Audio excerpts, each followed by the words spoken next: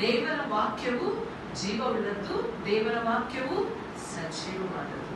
ಈ ದಿನ ಶುಭ ಶುಕ್ರವಾರ ಎಂಬುದಾಗಿ ನಾವು ಅನೇಕ ವರ್ಷಗಳಿಂದ ನಾವು ಆಚರಿಸ್ತಾ ನಾವು 7 ಮಾತುಗಳನ್ನ ಈ ರೀತಿಯಾಗಿ ನಾವು ಎಲ್ಲಾ ಸಭೆಗಳಲ್ಲಿ ನೆನಪು ಮಾಡಿಕೊಳ್ಳುವುದನ್ನು ನಾವು ಗಮನಿಸ್ತಾ ಇದ್ದೇವೆ. ಆದ್ರೆ ಎಲ್ಲಾ ಶುಕ್ರವಾರಗಳು ಬಂದಾಗ್ಲೂ ಕೂಡ ಈ ಒಂದು ಶುಕ್ರವಾರನು ಮಾತ್ರ ಯಾಕೆ ಶುಭ ಶುಕ್ರವಾರ ಎಂಬುದಾಗಿ ಹೇಳಿದ್ರು. ಎಷ್ಟು ವಿಚಿತ್ರ, ಎಷ್ಟು ಅದ್ಭುತ ಅಲ್ಲವೇ? ಯಾವ ದಿನವನ್ನು ಕೂಡ ಒಳ್ಳೆ ದಿನ, ಇದು ಶುಭ ಅಂತ ಎಲ್ಲೂ ಹೇಳಿಲ್ಲ. ಆದ್ರೆ ಈ ದಿನವನ್ನು ಮಾತ್ರ ಶುಭ ಎಂಬುದಾಗಿ.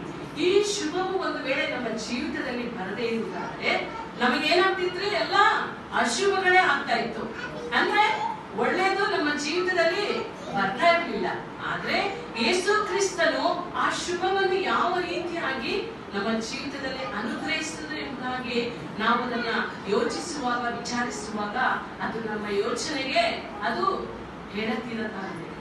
ಆದ್ರೆ ಈ ಸಮಯದಲ್ಲಿ ಅನೇಕರು ಈ ಒಂದು ವಾಕ್ಯ ಧ್ಯಾನವನ್ನು ಅನೇಕ ವಿಧವಾದ ರೀತಿಯಲ್ಲಿ ದೇವರು ಕೊಟ್ಟ ತಲಾಂತಗಳ ಮೇರೆಗೆ ಎಲ್ಲರೂ ಕೂಡ ಆ ಒಂದು ಮಾತುಗಳನ್ನ ಕೇಳಿದ್ದಾರೆ. ದೇವರ ಸ್ತೋತ್ರವಾಗಲಿ.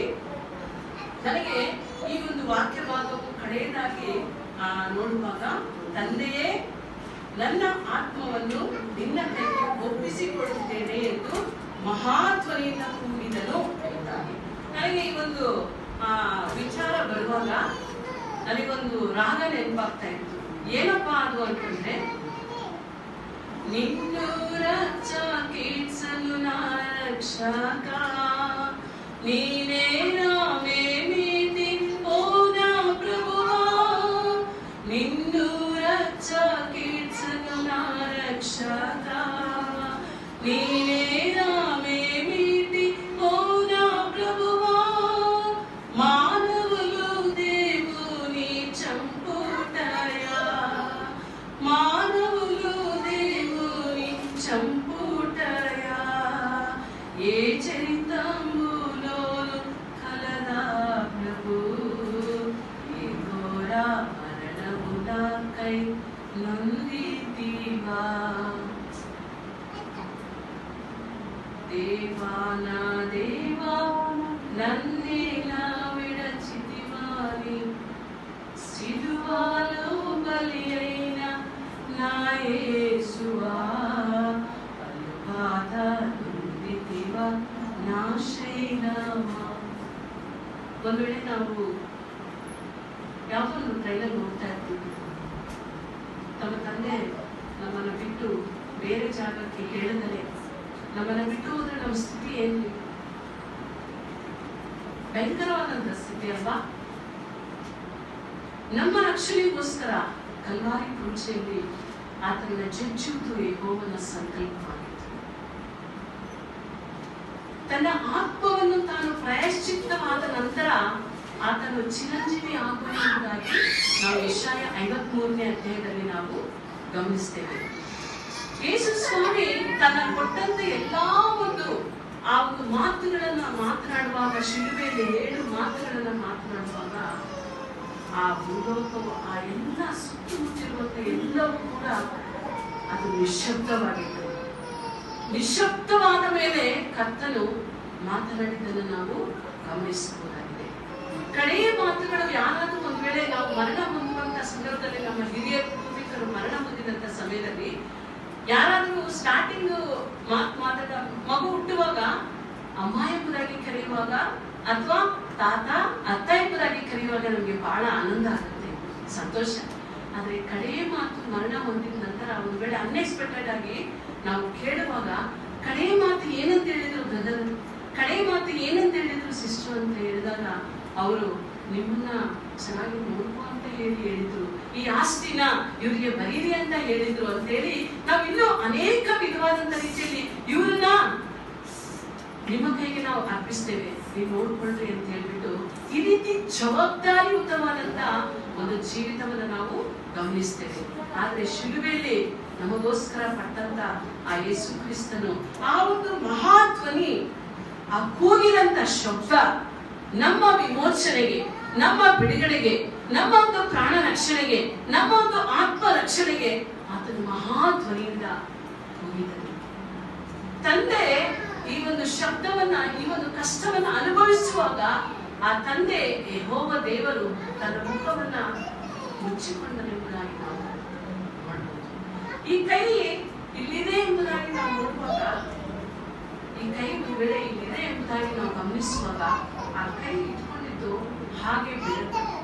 ಯಾಕೆ ಅಂತಂದ್ರೆ ಕರ್ತನು ನನ್ನ ನಿನ್ನ ಕೈ ಹಿಡಿದುಕೊಳ್ಳಿಕ್ಕೋಸ್ಕರ. ಹಲ್ಲೆಲೂಯಾ. ಈ ದಿನ ತಂದೆಯ ಕೈ ಒಂದು ವೇಳೆ ಆತನು ಇನ್ನೂ ಹಿಡಿದುಕೊಂಡಿರೋದಾದ್ರೆ ನಿನ್ನ ನನ್ನ ರಕ್ಷಣೆಗೆ ಕಾರಣ ಆಗ್ತದೆ.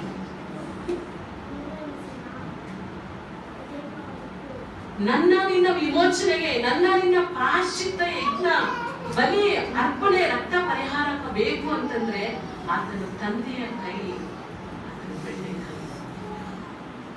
ತಂದೆ ಸುಮ್ಮನೆ ಇದ್ದರೆ ಮಗ ಎಷ್ಟು ರಕ್ತವನ್ನು ಸುರಿಸ್ತಾ ಇದ್ರು, ಎಷ್ಟು ಹಿಂಸೆಯನ್ನು ಕೊಡ್ತಾ ಇದ್ರು, ಎಷ್ಟು ಹಿಂಸೆಯ ನ್ಯಾಯದಿಂದ ಕೊಲ್ಲಲ್ಪಟ್ಟಿದ್ರು ಕೂಡ ಆತನು ಮೌನವಾಗಿದ್ದನು. ಯಾವುದೇ ಒಂದು ರೀತಿ ಯಾಕ್ರಿ ಹೊಡಿದಿರಾ, ಯಾಕ್ರಿ ನನ್ನ ಮಗನ ಎಷ್ಟು ಕಷ್ಟ ಕೊಡ್ತಾ ಇದ್ದೀರಾ ಅಂತ ಹೇಳ್ಬಿಟ್ಟು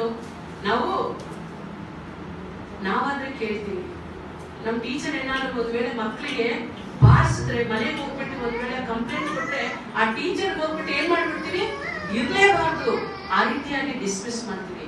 ಆದ್ರೆ ತಂದೆಯಾದ ದೇವರು ನನ್ನ ನಿನ್ನ ರಕ್ತ ಬಿಡುಗಡೆ ಆಗ್ಬೇಕು, ಪಾಪ ಕ್ಷಮಾಪಣೆ ಆಗ್ಬೇಕು, ರಕ್ತಧಾರಿಲ್ಲದೆ ಪಾಪ ಪರಿಹಾರ ಇಲ್ಲ ಎಂಬುದಾಗಿ ಹೇಳುವಾಗ ಆತನ ಏನ್ ಮಾಡಿದಾರೆ, ಮೌನರಥವನ್ನ ಆತನು ಶಿಲುಬೆಯಲ್ಲಿ ಆತನು ಎಲ್ಲವನ್ನು ಸಹಿಸುವಾಗ ಆತನು ಮೌನವಾಗಿದ್ದನು. 7 ಅಂತ 7ನೇ ಮಾತುಗಳು ಎಂಬುದಾಗಿ ನೋಡುವಾಗ ಅದು ಕಡೇ ಮಾತು. 7ನೇ ದಿನ ಕೂಡ ಆತನು ವಿಶ್ರಮಿಸಿಕೊಂಡಂತ ದಿನ. 7ನೇ ದಿನ ಅದು ಪರಿಶುದ್ಧವಾದಂತ ದಿನ. 7 ಆತ್ಮಗಳು, 7 ದೀಪಸ್ತಂಭಗಳು, 7 ನಕ್ಷತ್ರಗಳು ಪ್ರಕಟಣೆಯಲ್ಲಿ ನೋಡುವಾಗ 7 ಎಂಬುದಾಗಿ ನೋಡುವಾಗ ಎಲ್ಲದಕ್ಕೂ ಅದು ಪರಿಪೂರ್ಣವಾದಂತ ಸಂಖ್ಯೆ, ಪರಿಪೂರ್ಣವಾದಂತ ಆ ಒಂದು ಕ್ರಿಯೆಯನ್ನು ದೇವರು ಜರುಗಿಸಿದಂತ ಒಂದು ರೀತಿಯಾಗಿದೆ. ತಾನು ಮಾಡಬೇಕಾದಂತ ಪ್ರತಿಯೊಂದು ಕೆಲಸವನ್ನು ಶಿಲುಬೆಯಲ್ಲಿ ಕರ್ತನು ಎಲ್ಲವನ್ನು ಮಾಡಿ ಮುಗಿಸಿದ್ದಾನೆ.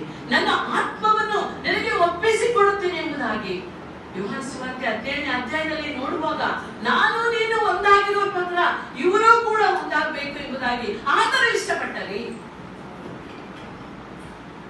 ಕೆಲವು ಸಮಯಗಳಲ್ಲಿ ಸ್ವಲ್ಪ ಜನರು ಸಮಯ ಬಂದಾಗ ಮಾತ್ರ ಸೇರಿಸ್ಕೊಳ್ತಾರೆ, ಕಷ್ಟ ಬಂದಾಗ ನಮ್ಮನ್ನ ಬಿಟ್ಟು ಹೋಗುತ್ತಾರೆ. ಆದ್ರೆ ಯೇಸು ಸ್ವಾಮಿ ಹೇಳ್ತಾ ಇದ್ದಾರೆ ಯೋಹಾನ ಸುವಾರ್ತೆ 14ನೇ ಅಧ್ಯಾಯದಲ್ಲಿ, ನಾನಿರುವಂತ ಸ್ಥಳದಲ್ಲಿ ನೀವು ಸಹ ಇರಬೇಕು, ನನ್ನ ತಂದೆಯ ಮನೆಯಲ್ಲಿ ಬಹಳ ಬಿಡಾರಗಳು ಇವೆ, ನಾನು ನಿಮ್ಮನ್ನ ಸೇರಿಸಿಕೊಳ್ಳಬೇಕು.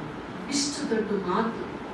ಆತನು ಒಂದು ವೇಳೆ ಸಾಯದೆ ಹೋಗಿದ್ರೆ ಆತನ ಪುನರುತ್ಥಾನ ಚಿರಂಜೀವಿ ಆಗ್ತಾನೇ ಇರ್ತಿರ್ಲಿಲ್ಲ.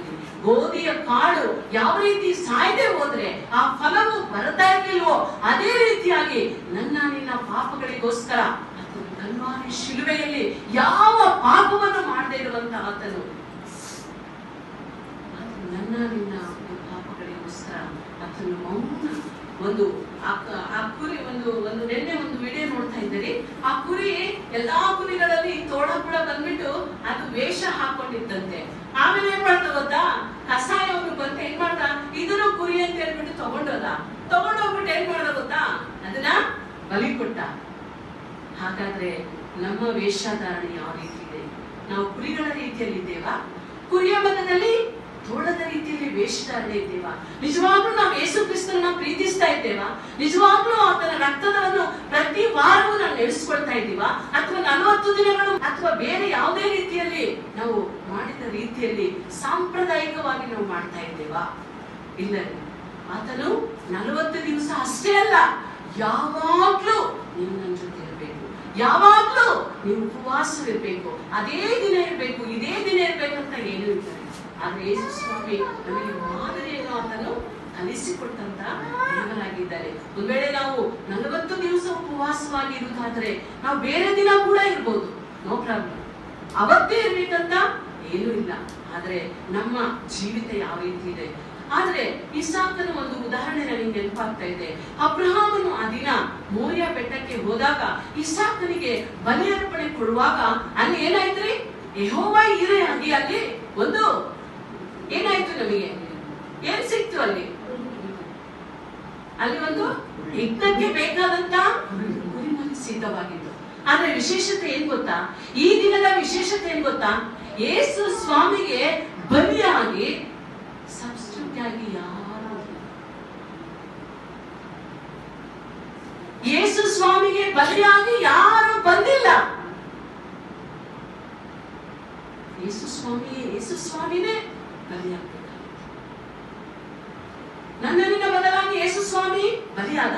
ಆದ್ರೆ ಯೇಸು ಸ್ವಾಮಿಗೆ ಯಾರೇ ಆಗಲಿ, ನಿನ್ ಪರವಾಗಿ ನಾನು ಶಿಲ್ಪೆಗೆ ನಾನು ಹೋಗ್ತೀನಿ, ನಿನ್ ಕಷ್ಟನ ನಾನು ಪರಿಹಾರ ಮಾಡ್ತೀನಿ, ಯಾರು ಬರಲೇ ಇಲ್ಲ. ಆತನ ಒಬ್ಬನೇ ಮರಣ ಶಾಸನವು ಬರೆಯಿಸಿದವನ ರೀತಿಯಲ್ಲಿ ಯಾವ ರೀತಿಯಾಗಿ ಬರೆಯಿಸಿದವನೋ ಅದು ಮರಣ ಆದ ನಂತರ ಅದು ನೆರವೇರಕ್ಕೆ ಬಂತು.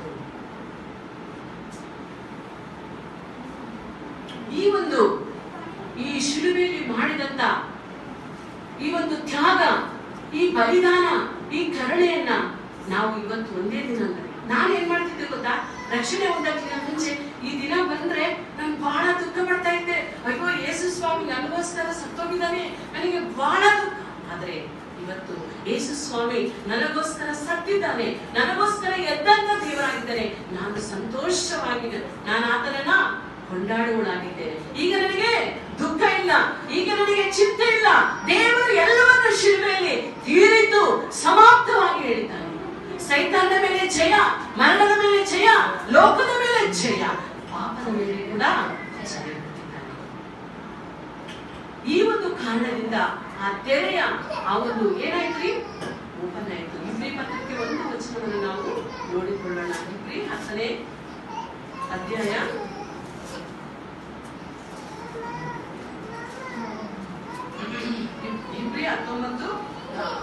10ನೇ ಅಧ್ಯಾಯ 19-20 ವಚನಗಳನ್ನ. ಹೀಗಿರಲೇ ಸಹೋದರರೇ, ಯೇಸು ನಮಗೋಸ್ಕರ ಪ್ರತಿಷ್ಠಿಸಿದ ಜೀವವುಳ್ಳ ಹೊಸ ದಾರಿಯಲ್ಲಿ ಆತನ ರಕ್ತದ ಮೂಲಕ ಆತನ ಶರೀರವೆಂಬ ತೆರೆಯ ಮುಖಾಂತರ ದೇವರ ಸಮಕ್ಷಮದಲ್ಲಿ ಪ್ರವೇಶಿಸುವುದಕ್ಕೆ ನಮಗೆ ಧೈರ್ಯ ಉಂಟಾಯಿತು. ಇಷ್ಟು ದಿನ ನಮಗೇನ್ರಿ ಪ್ರವೇಶ ಮಾಡ್ಲಿಕ್ಕೆ ನಮಗೆ ಧೈರ್ಯ ಇರಲಿಲ್ಲ. ಆದ್ರೆ ಯೇಸು ಕ್ರಿಸ್ತನ ಮರಣವಾದ ನಂತರ ನಮಗೇನಾಯ್ತ್ರಿ, ಧೈರ್ಯವಾಗಿ ನಾವು ದೇವರ ಸಮಕ್ಷದಲ್ಲಿ, ಅಂದ್ರೆ ಆತನ ರಕ್ತದ ಮೂಲಕ ಆತನ ಶರೀರವೆಂಬ ತೆರೆಯ ಮುಖಾಂತರವಾಗಿ ನಮಗೆ ಪ್ರವೇಶಿಸಲಿಕ್ಕೆ ದೇವರು ನಮಗೆ ಧೈರ್ಯ ಕೊಟ್ಟಿದ್ದಾನೆ. ಈಗ ಯಾಜಕರೇ ಫಸ್ಟ್ ಸೇವೆ ಮಾಡ್ಬೇಕಾಗಿತ್ತು, ಯಾಜಕರೇ ಹೋಗಿ ಬಲಿಯರ್ಪಣೆ ಮಾಡ್ಬೇಕಾಗಿತ್ತು ವರ್ಷಕ್ಕೊಂದ್ಸರಿ. ಆದ್ರೆ ಈಗ ಈ ತೆರೆಯ ಮುಖಾಂತರ ನಮ್ಮನ್ನ ಯಾಜಕ ಸಮೂಹದಲ್ಲಿ ಆತನ ರಾಜರನ್ನಾಗಿ ಮಾಡಿದ್ದಾನೆ, ಯಾಜಕರನ್ನಾಗಿ ಮಾಡಿದ್ದಾನೆ. ಈಗೆಲ್ಲರೂ ಕೂಡ ನಾವು ಒಂದು ಶ್ರೇಷ್ಠವಾದಂತ ಒಂದು ಗುಂಪಿಗೆ, ರಾಜ ಯಾಜಕ ಸಮೂಹದಲ್ಲಿ ನಮ್ಮನ್ನ ಸೇರಿಸಿದಂತ ದೇವರಾಗಿದ್ದಾನೆ. ಈ ರೀತಿಯಾಗಿ ದೇವರು ನಮ್ಮ ಜೀವಿತದಲ್ಲಿ ತಾನು ಕೊಟ್ಟಂತ ಎಲ್ಲಾ ಶ್ರೇಷ್ಠವಾದಂತ ವರಗಳಿಗೋಸ್ಕರ, ಶ್ರೇಷ್ಠವಾದಂತ ಎಲ್ಲಾ ಆಶೀರ್ವಾದಗಳಿಗೋಸ್ಕರ ನಾವು ಕರ್ತನನ್ನ ಕೊಂಡಾಡೋಣ. ದೇವರು ಈ ಒಂದು ಶಿಲುಬೆಯ ಈ ಒಂದು ಗುಡ್ ಫ್ರೈಡೆ ನಮ್ಮ ಜೀವಿತದಲ್ಲಿ ಇದು ಒಂದೇ ದಿನ ಆಗದೆ ಇರುವ ಹಾಗೆ ಪ್ರತಿ ದಿನವೂ ಕೂಡ ನಾವು ದೇವರ ವಾಕ್ಯದಲ್ಲಿ ಸ್ಮರಿಸುವರಾಗಿ ಆತನ ಮಾರ್ಗದಲ್ಲಿ ನಾವು ನಡೆಯುತ್ತಾ ನಾವು ಜೀವಿಸೋಣ. ದೇವರ ಈ ವಾಕ್ಯಗಳನ್ನ ಆಶೀರ್ವಾದ ಮಾಡ್ತೀವಿ. ವ್ಯಸನ ಪ್ರಾಣುಳ